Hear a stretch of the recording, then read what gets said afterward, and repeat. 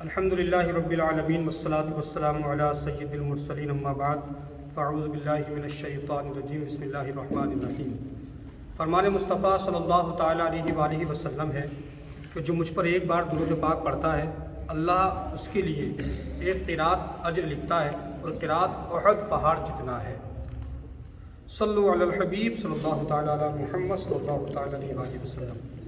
ایک حکایت سنتے ہیں، حضرت سیدنا ابراہیم خواص رحمۃ اللہ تعالیٰ علیہ ایک بار جنگل میں تھے کہ اچانک ایک شخص ملا جسے دیکھ کر آپ اپنے دل میں ناپسندیدگی محسوس کرنے لگے۔ وہ شخص کہنے لگا، میں نصرانی راہب یعنی کرسچن تارک الدنیا ہوں اور روم سے آپ کی صحبت میں رہنے کے لیے حاضر ہوا ہوں۔ آپ کو دل میں پیدا ہونے والی ناپسندیدگی کی کیفیت کا راز معلوم ہو گیا کہ آپ مجھے ناپسند کرتے ہیں۔ آپ نے راہب سے فرمایا، میرے پاس کھانے پینے کی کوئی چیز نہیں، کہیں ایسا نہ ہو تم تکلیف میں آ جاؤ۔ وہ کہنے لگا، یا سیدی یعنی اے میرے سردار، دنیا میں آپ کے نام کا ڈنکا بج رہا ہے اور آپ ابھی تک کھانے پینے کی فکر میں لگے ہوئے ہیں۔ یہ سن کر آپ نے اس کو صحبت میں رہنے کی اجازت دے دی، یعنی کہ اپنے ساتھ رہنے کی اجازت دے دی۔ ساری رات بغیر کھائے پیے گزر گئے۔ وہ گھبرا گیا اور کہنے لگا، اب معاملہ میری برداشت سے باہر ہو چکا ہے، کھانے پینے کا کوئی انتظام فرما دیجئے۔ حضرت ابراہیم بن خواص رحمۃ اللہ تعالیٰ علیہ نے سجدہ کیا اور بارگاہ خداوندی میں عرض کی، یا اللہ پاک، اس غیر مسلم نے میرے بارے میں حسن ظن یعنی اچھا گمان قائم کیا ہے، میری لاج تیرے ہاتھ میں ہے، مجھے اس غیر مسلم کے سامنے رسوا نہ کرنا۔ دعا مانگ کر جب سجدے سے سر اٹھایا تو ایک تھال موجود تھا جس میں 2 روٹیاں اور پانی کے 2 برتن رکھے ہوئے تھے۔ کھا پی کر دونوں وہاں سے چل پڑے۔ مزید 7 روز گزرنے کے بعد کہیں رکے تو اس راہب نے سجدے میں جا کر دعا مانگی۔ دیکھتے ہی دیکھتے ایک تشت یعنی ایک تھال نمودار یعنی ظاہر ہوا جس پر 4 روٹیاں اور 4 برتنوں میں پانی موجود تھا۔ آپ حیرت میں پڑ گئے، اپنا یہ ذہن بنایا کہ اس میں سے کچھ نہیں کھاؤں گا کیونکہ یہ کھانا ایک غیر مسلم کے لیے آیا ہے۔ وہ کہنے لگا، حضور کھائیے اور 2 باتوں کی خوشخبری بھی سنیے۔ ایک تو میں اسلام قبول کرتا ہوں، یہ کہہ کر اس نے کلمہ شہادت پڑھا۔ دوسری یہ کہ اللہ کریم کے یہاں آپ کا بہت بڑا مقام ہے۔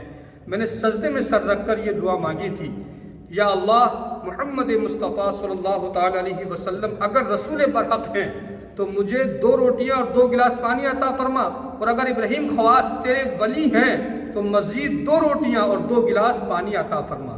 دعا مانگ کر میں نے جو ہی سجدے سے سر اٹھایا تو کھانے کا یہ تشت یعنی تھال موجود تھا۔ حضرت سیدنا ابراہیم خواص رحمۃ اللہ تعالیٰ علیہ نے یہ سننے کے بعد کھانا تناول فرمایا یعنی کھا لیا، اور الحمدللہ وہ نو مسلم یعنی نیا مسلمان ولایت کے اعلیٰ درجے پر قائم ہوا۔ اللہ پاک، اللہ رب العزت کی ان پر رحمت ہو اور ان کے صدقے ہماری بے حساب مغفرت ہو۔ تو یہ بھی ہوتا ہے کہ اللہ والوں کی صحبت سے بہت کچھ ملتا ہے نہیں؟ تو ایک واقعہ میں آپ کو عرض کرتا ہوں۔ ایسا تھا کہ ایک بنی اسرائیل میں ایک شخص تھا، بہت عابد و زاہد پرہیزگار، مطلب اتنا بڑا پرہیزگار تھا کہ جب وہ چلتا تھا نا تو دھوپ میں نا ایک بادل کا سایہ اس کے سر پر سایہ کرتا تھا، اتنا نیک و پرہیزگار تھا۔ اب اسی دور میں ایک شخص ایسا تھا جو فاسق و فاجر گناہ گار تھا اور زیادہ گناہ کرتا تھا۔